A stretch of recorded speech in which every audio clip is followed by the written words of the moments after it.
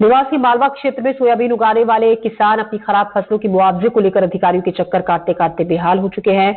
अत्यधिक बारिश होने की वजह से सोयाबीन की फसल पूरी तरह नष्ट हो चुकी है। हमारे सहयोगी किसानों के खेत में पहुंचे और पीला सोना कही जाने वाली सोयाबीन की फसल का हाल अपने कैमरे में कैद किया। आप खुद ही देखिए और सुनिए कि सोयाबीन के किसानों की समस्या क्या है।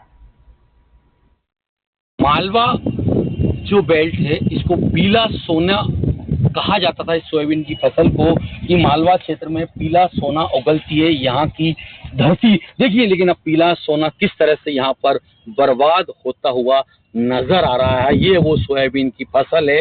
ये मैं इस वक्त खड़ा हूँ सोयाबीन के खेत में खड़ा हूँ, जो अधिक बारिश और कीड़े लगने से पूरी फसल नष्ट हो चुकी है। जो अन्नदाता हैं यहाँ के, वो तहसीलदार, कलेक्टर, पटवारी के चक्कर काटते हुए नजर आ रहे हैं। अन्नदाता आप बीती बता रहे हैं। हम बात करेंगे यहाँ के अन्नदाताओं से। दादा क्या शुभ नाम है आपका? राजेश वेंकट जी। किस तरह से आपकी फसल जरा बताएं पूरा।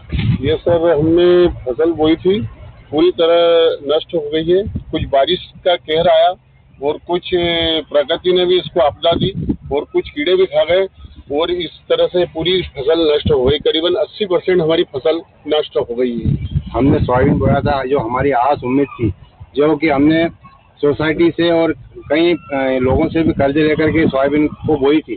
लेकिन आज ये स्थिति है कि हमारे सोयाबीन में बिल्कुल फली नहीं है और कहीं एका दुक्का फली आई भी है तो उसमें दाना डेवलप नहीं हुआ। इस तरह से पूरी हमारी सोयाबीन, पूरा क्षेत्र आप देख सकते हैं कि पीली पड़ गई, पूरी सूखने की कगार पे और अतिवृष्टि बारिश के कारण पूरी सोयाबीन हमारी खराब हो चुकी है। देखिए किस तरह से हम अपने दर्शकों को दिखा रहे हैं ये जो फसल है किस तरह से पूरी नष्ट हो चुकी है।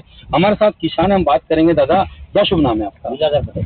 पटेल साहब, ये जो सोयाबीन है इसको कौन सा दाना बोलते हैं? ये सब 55 बोलते हैं इसको। कितने महीनों में ये फसल पैदा होती है? 120 दिन की मियाद है।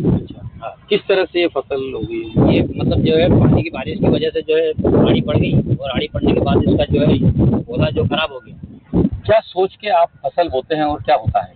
अब ये है कि जो हम फसल बोते हैं तो कम से कम हम अपने परिवार का भरण पोषण करें, अपने परिवार का लालन पोषण करें, बच्चों की पढ़ाई लिखाई इसी में, इस पे डिपेंड है हम।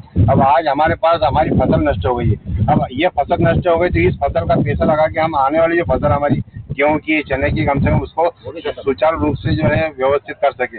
अब ये फसल हमारी नष्ट हो गई तो पहला का कर्जा तो हम दे ही नहीं पा रहे हैं और अब इसका नया कर्जा फिर लेंगे तो और हम डबल कर्जे में डूब जाएंगे और ना हमारे परिवार का भरण पोषण हो, चाहे बच्चों की पढ़ाई लिखाई हो, सब में हम सब मतलब हमारा भविष्य खराब हो चुका है। फसल बीमा योजना होती है, उसको लेके क्या बोलेंगे? फसल बीमा योजना होती है, एक तो हम जो बैंक से लोन लेते हैं क्रेडिट कार्ड के, उसमें भी हमारा बीमा होता है। साथ ही हम जैसे सोसाइटी हमारी है, सहकारी संस्था है, उससे हम जो खाद देते हैं, बीज देते हैं और जो भी कीटनाशक उनसे दवाई प्राप्त करते हैं, उसमें हमारा बीमे का पैसा कटता है। अब वो बीमा मिलेगा अब इसका? अब उसको तो वो बहुत ही नाम मात्र का बीमा देते हैं। मतलब आज हमारी जो लागत है 1 बीघे में 7,000 रुपये खर्च होता है।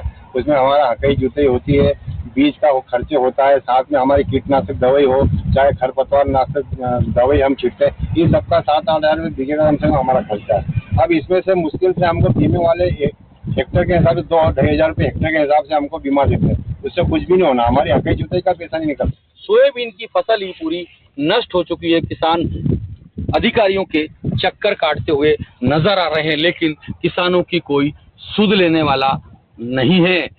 मेरे कैमरा सहयोगी पप्पू चौहान के साथ एनडीटीवी से अरविंद चौक से देवास।